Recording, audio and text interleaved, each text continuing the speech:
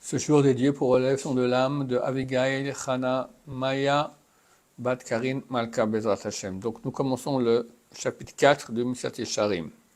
Bederer Kniat Zeirut, comment?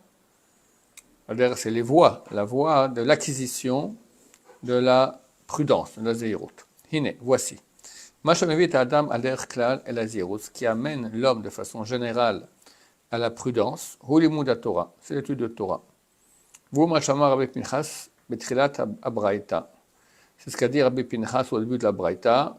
Torah Miva, l'idée Zeirut. Donc, on avait vu dans l'introduction au livre que le Rav, Mishat Yesharim, le Ramchal, il a écrit tout son livre, Mishat Yesharim, sur les bases d'une Braïta, d'un enseignement de Rabbi Pinchas Ben Yair, traité Vodazara, page 20, qui dit que la Torah amène la prudence amène le zèle apprend la propreté, etc. Comme ça, environ 15 degrés, qui amène à Ruach HaKodesh et Triata Metim. Et donc, le premier degré, c'est la Zeirut, c'est la prudence, mais c'est écrit là-bas, Torah, mais via l'idée Zeirut, c'est la Torah qui amène à cela, à la prudence.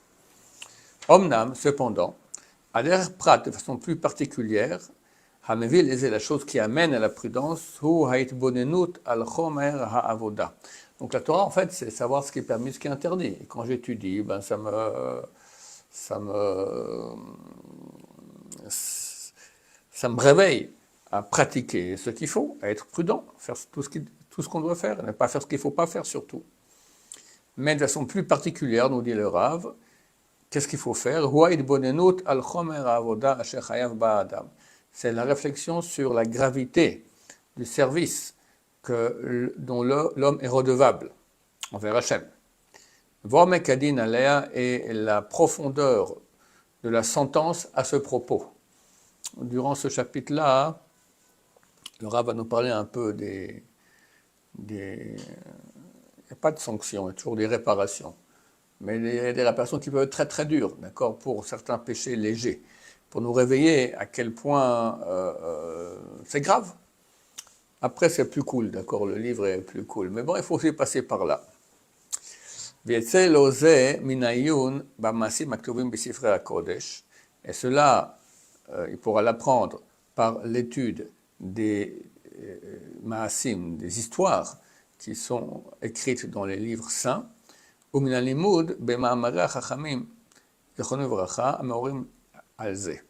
et l'étude des paroles des sages d'Israël qui vont réveiller à ce propos. Et voici. Dans cette réflexion, il y a des niveaux.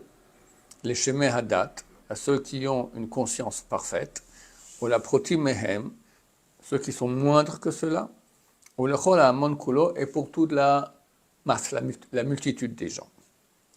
Et alors on va expliquer maintenant, pour chacun de ces types de personnes, comment il va se réveiller à être prudent, faire attention de ne pas faire de péché. Les shemei hadat, ceux qui ont la conscience parfaite, ils seront réveillés par le fait que va se clarifier chez eux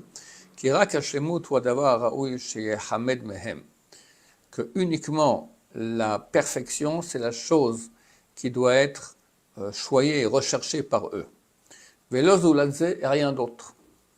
Et qu'il n'y a pas pire que le manque de perfection.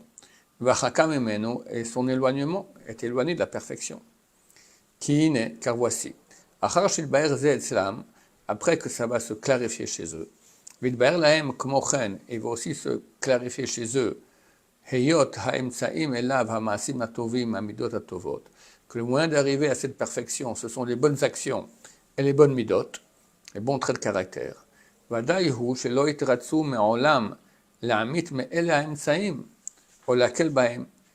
est clair qu'ils ne voudront pas, mais en l'âme jamais, diminuer ses moyens ou les alléger.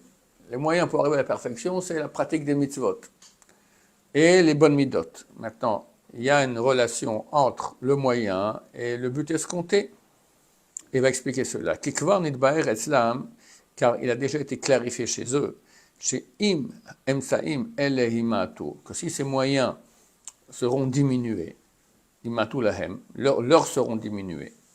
Ou Im, Emsaim, Hiyu, Halashim, où ils seront faibles, Velo Bechol Achos, qui n'est pas avec toute leur force, Amisarech Bahem, qui est nécessaire, Hine, Lo Yasigu Bahem, Shemut Amiti, ils ne pourront pas arriver à une perfection authentique.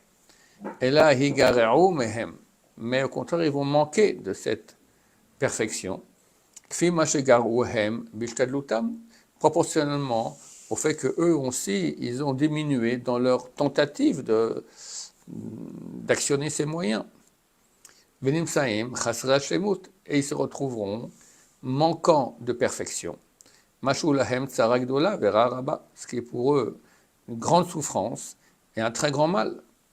Donc il y a un rapport direct entre le moyen utilisé et le but escompté. Si le moyen est utilisé comme il faut à 100%, alors le but escompté, il est obtenu à 100%. Si c'est à 90, c'est à 90, etc. Donc, du moment où on comprend que les moyens pour arriver à la perfection, ce sont l'application des mitzvot et les bonnes midot, donc ils vont mettre toute leur puissance, toute leur force pour réaliser cela.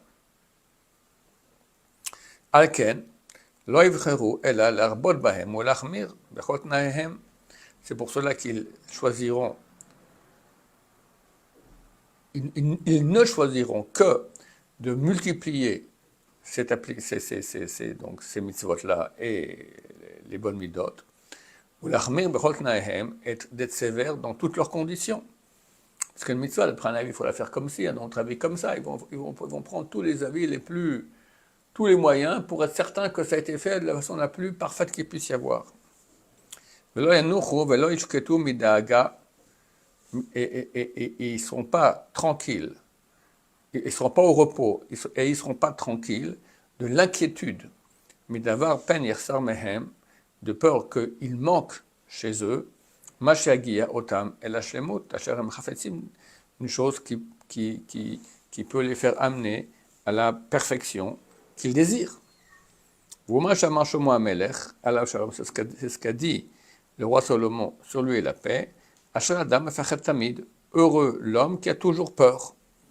Les sages d'Israël ont expliqué ce verset. Torah active, ça concerne les paroles de Torah. Pas peur des intempéries, pas peur du Hamas, pas peur de qu'est-ce qu'on va manger demain. Peur de faire des péchés. C'est pour les gens qui ont la perfection, une conscience parfaite. Ils veulent la perfection, et il n'y a rien de pire pour eux que toute chose qui nous éloigne de la perfection, c'est-à-dire ne pas pratiquer les mitzvot comme il se doit bien, et les midot aussi. Et ils sont inquiets de cela. Ashrei Adam Mefartem, heureux celui qui a peur toujours. Toujours il fait attention pour être super parfait. Divrei Torah, c'est pas Dafka Divrei Torah, peut-être c'est les mitzvot. Quand on parle de Divrei Torah, ça veut dire et les mitzvot et les midot. C'est ça les deux points que le Rav a exposés auparavant, qui amènent à la perfection. Et moi j'ai vu des grands d'Israël que lorsque ça leur est arrivé une fois, j'ai raconté une fois que moi un ami, on avait posé une question à Rabbi Abba Shaul. Et c'était une question entre une association et une autre. Et lui croyait que moi j'ai une association et lui de l'autre. En fait, les deux on était de la même association. Et c'était un différent qui avait une autre association. Normalement, il ne devrait pas répondre. Il devrait écouter les deux sons de cloche. Une association, qu'est-ce qu'elle dit? Qu'est-ce qu'elle dit l'autre? Mais lui, il a cru qu'on était chacun d'une autre association. Donc il a répondu. Après, il a compris qu'on était en fait de la même association. Et j'ai vu la tête qu'il a fait. C'était malheureux comme tout. Voilà. Inquiet. Parce qu'il a fait une chose qui était pas bien. Malgré lui, on aurait peut-être dû lui dire qu'on était de la même association. C'est des gens qui veulent la perfection. Tu n'es pas inquiet parce qu'il est allé en enfer. Comme beaucoup de gens, ou qu'à cause de ça, peut-être qu'il y aura des problèmes, qu'est-ce que j'en sais, des maladies. Non. Lui, il veut la perfection proche d'Hachem. Et ça, maintenant, il a fait une erreur. C'est mauvais pour ces gens-là. Ça leur fait très mal. Viene sauf Zota Madriga. Et voici la fin de ce niveau. Hunikret iratret. C'est ce qu'on appelle la crainte du péché. Shehi mina meshubachot sheba madrigot. fait partie des degrés des plus hauts. Chez Adam, Yireh Tamid, que l'homme ait toujours la crainte. Vedoeg, il soit inquiet. Penimatse biado esechem eschet, de peur qu'il se trouve chez lui une miette de péché, shiakve ou minashlemut, qui va l'empêcher d'accéder à la perfection, achar ou chayav lishkadel ba'avuro, qu'il a l'obligation de faire tous les efforts pour l'obtenir. Vaza amrou dechom levoacha, à ce propos on dit nos sages de mémoire bénie, aderech machal, de façon allégorique. Melamed shekol echad nichve mechupato shel chavero. Ça nous enseigne que chacun est brûlé par le mariage de son prochain. C'est-à-dire que, c'est écrit que dans Olam Haba, chaque tzaddik, on lui fait un mariage, une fête, d'accord? Mais lui, il voit qu'il y a un autre tzaddik qu'il a connu, il était sur le même pupitre, d'accord? Après l'école, etc., ils ont étudié. Mais on lui fait une fête plus grande que lui. Ça lui fait mal, il est brûlé par cela. Alors le Rav va expliquer, c'est pas par la jalousie. Ki en ze mitam akin'a. Ça, c'est pas dû cela, le fait qu'il est brûlé par le fait qu'à l'autre on fait une fête plus grande. Il n'est pas brûlé par le fait qu'il est jaloux. Asher tipol rak bechasrei adat, la jalousie elle ne tombe que dans des gens qui n'ont pas de conscience. Comme Shertov od b'siyat Ishmael, comme je voulais encore l'écrire avec l'aide de Dieu. Là, mipnei re'oto atzmo chaser min hashlemut madriga, parce qu'il verra il verra lui-même qu'il manque de la perfection d'un certain niveau. Qu'il aurait pu atteindre comme l'a atteint son ami. Ils étaient dans la même classe, la même pupitre, ils ont étudié ensemble. Un a rajouté un peu plus, et lui moins. Et maintenant pour l'éternité, l'autre on lui fait une plus belle fête. Alors il ne va pas se dire je suis jaloux qu'il est, non, je suis très content qu'il a, mais c'est dommage, moi j'aurais pu aussi faire autant. Vine al-pek benunut hazeh, et voici, d'après cette réflexion, vadaï shelo imana hashalem bedaato liot zahir b'maasav. Il est clair que celui qui a une conscience entière, c'est-à-dire parfaite, fera attention à ses actions, vu qu'il veut accéder à la perfection, et c'est obligatoire que ça passe par les actions qu'il fait, donc il fera très attention à ses actions, Bezrat Hashem. Baruch Adonai, Laolam, Amen, Amen.